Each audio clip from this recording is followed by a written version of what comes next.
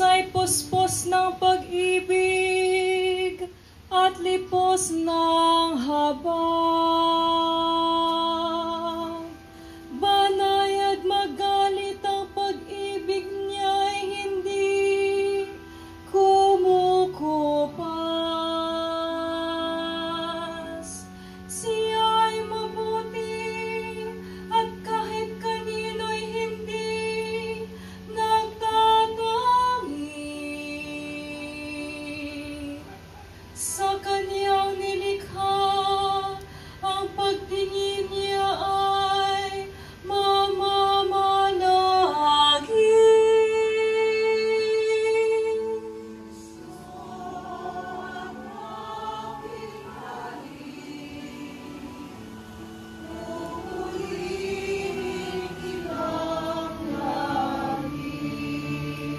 Ng anak ng tao. At kung mahayag na ang karangalan ng Diyos, ang Diyos naman ang maghahayag ng karangalan ng anak at gagawin niya ito agad. Mga anak, kaunting panahon na lamang ninyo akong makakasama. Isang bagong utos ang ibinibigay ko sa inyo. Mag-ibigan kayo. Kung paanong iniibig ko kayo, gayon din naman, mag-ibigan kayo. Kung kayo'y mag-ibigan, makikilala ng lahat na kayo'y mga alagad ko. Mga kapatid, ang mabuting balita ng Panginoon. Pinupuri ka namin, Panginoong Hesukristo.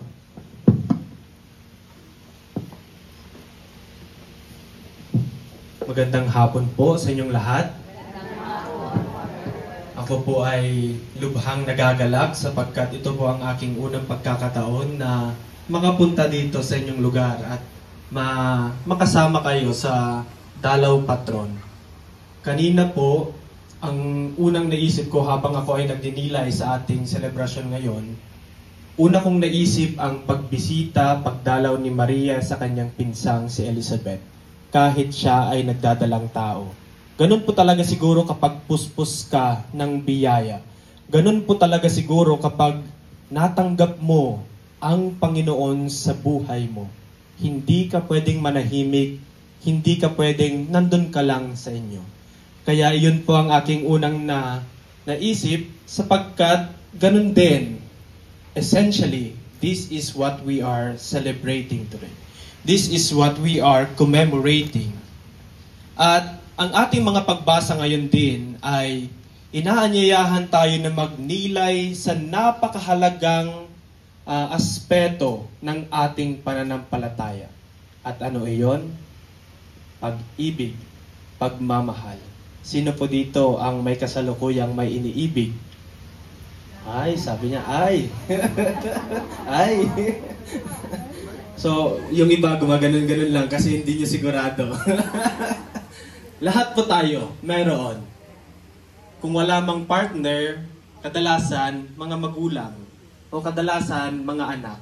Pero lahat tayo, mayroong iniibig, mayroong minamahal. At ngayon po, tayo ay magninilay sa utos ni Jesus sa kanyang mga alagad na magmahalan. Magmahalan kayo gaya ng pagmamahal ko sa inyo. Alam niyo po, napakahirap magmahal. Madaling sabihin, I love you, mahal kita. Ngunit napakahirap sapagkat nangangailangan ito ng pag-aalay ng iyong sarili sa iyong minamahal. You are making even yourself vulnerable for that person. Ngunit ito ang sinasabi ni Jesus, magmahalan kayo. Kung ating susuriin kung ang Diyos, napakadaming sinabi, napakadaming commandments. Sabi ng mga eksperto sa banal na kasulatan, there are around 613 laws. Mga utos ng Diyos na ibinigay kay Moises hanggang naging 10 commandments. At ngayon sa bagong tipan, sabi ni Jesus, I will give you the two greatest commandments. Love God and love your neighbor. Ngayon naman iba. Kakaiba. Magmahalan kayo gaya ng pagmamahal ko sa inyo. Marahil iniisip ninyo, bakit pa bago-bago? Hindi consistent. Maalala niyo po, may isang linya na sinabi si Jesus, I did not come to abolish the law, but to fulfill it. Kaya nga, ang sinabi ni Jesus sa ating ebanghelyo ngayon ay hindi pagbabago, kundi salitang nagpapaganap sa lahat ng mga utos ng Diyos. Ginaganap ni Jesus lahat ng utos niyang Diyos sa pamamagitan ng kanyang katauhan. And that is why if you are loving one another sa pamamagitan ng pagmamahal ni Jesus sa lahat, sinusundan mo rin na rin ang lahat ng utos ng Diyos. Ganon ang ibig sabihin ng kaganapan ng mga utos ng Diyos. Kaya nga napakaganda na sinasabi ni Jesus, magmahalan kayo. Kung ating susuriin sa ating unang pagbasa, sinabi ni San Pablo at ni Barnabas sa kanilang pagpapahayag ng mabuting balita na makakaranas tayo ng hinagpis at paghihirap bago tayo makapasok sa kaharian ng Diyos. Ito ang kanilang pinapahayag sa mga taong inaanyayahan nila na manumbalik at maniwala kay Jesus. Ibig sabihin, normal lang na tayo ay makaranas ng hirap. Ngunit sa pamamagitan ng pagmamahal, we are surviving. Napansin niyo po, yung mga magulang na nagtatrabaho, tinitiis ang lahat para sa mga anak nila. Paano nila nakakayanan? Alam niyo po, minsan nagko-commute ako, napakahirap. But some parents are doing that every day para sa kanilang pamilya. Bakit? Sapagkat sila ay nagmamahal. Yung aking mama noon, bumabangon alas 4, 4:30 every day just to prepare breakfast para sa aking baon sa tanghalian. Every day, ginagawa niya iyan, sakripisyo, naghihirap. Ngunit bakit niya nakakayanan na yun? Dahil nagmamahal siya. Sa ating pangalawang pagbasa, narinig natin naman ang sinabi ni Juan na ang pagmamahal ay nagbibigay sa atin ng pagbabago. It renews everything. Ganyan ang nangyayari kapag tayo ay naniniwala kay Jesus na muling nabuhay. Hindi pwedeng nagmamahal ka, ngunit nananatili ka sa pagkamakasarili mo. Hindi pwedeng nagmamahal ka, ngunit inuuna mo ang sarili mo. Hindi pwedeng nagmamahal ka, ngunit ayaw mo namang ibigay ang sarili mo. Ibig sabihin, kapag nagmamahal ka, binibigay mo at inaasahan mo rin na mabago ang sarili mo kagaya ni Jesus. At mula dito, nagkakaroon ng kaluwalhatian. Sapagkat sinabi ni Juan sa ating pangalawang pagbasa, nagkaroon na ng bagong Jerusalem. Meaning to say, God, through Jesus, renewed everything.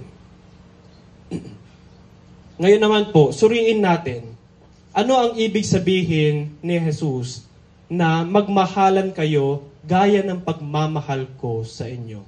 Alam niyo po, napakaraming ginawa si Jesus na kung saan ipinakita niya at nagbigay siyang halimbawa kung paano magmahal.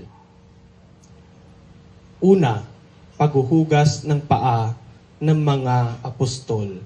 Kahit kasama ang apostol na magtatanggi sa kanya.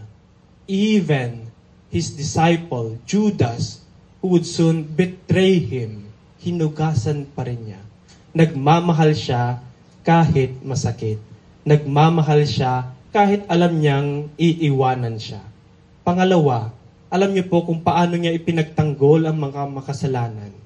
He spent time forgiving the sinners, the outcast of the society. Pangatlo, nagmahal siya hanggang sa krus.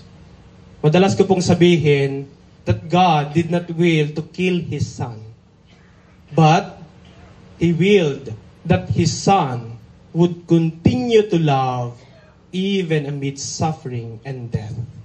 And that is why He wanted His disciples to love one another because that is the standard. That is the fulfillment of love. That is the highest form of love. Kung tayo ay nagmamahal, nagiging kawangis natin si Kristo. Kaya nga sabi niya, sa pamamaraang iyan, makikilala nilang kayo ay alagad ko. Kung ilalapat po natin iyan sa ating konteksto, marami po dito ay mga retired na po ba? O nandito na lang sa bahay? O mga nanay? Marahil sa ating konteksto, napakahirap manatili sa ating pananampalataya. Minsan nakakabagot, minsan nakakawalang gana, o kaya naman minsan may problema sa pamilya. Ngunit ang paanyaya sa atin ay manatiling magmahal. Sapagkat sa pagmamahal natin sa panahon ng kahirapan, nagkakaroon ng kaganapan ang grasya ng Diyos upang lalo tayong makapagmahal ng husto. Ganon ang ginawa ng ating Inang Maria. Nagmahal siya kahit nakikita niya yung anak niyang naghihinagpis. Nagmahal siya kahit hindi niya maunawaan ang lahat. Nagpatuloy siya sa kanyang misyon kahit sa murang edad, napakabigat ng kanyang gampanin. Patuloy ang mundo, hinihiling namin sa iyo na alang-alang sa Birhen Maria na kaniyang ina ay Yung iba pwede dito sa sa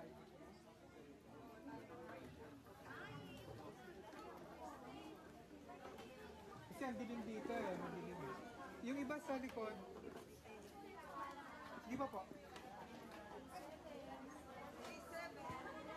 Phase 7. Okay, okay, smile.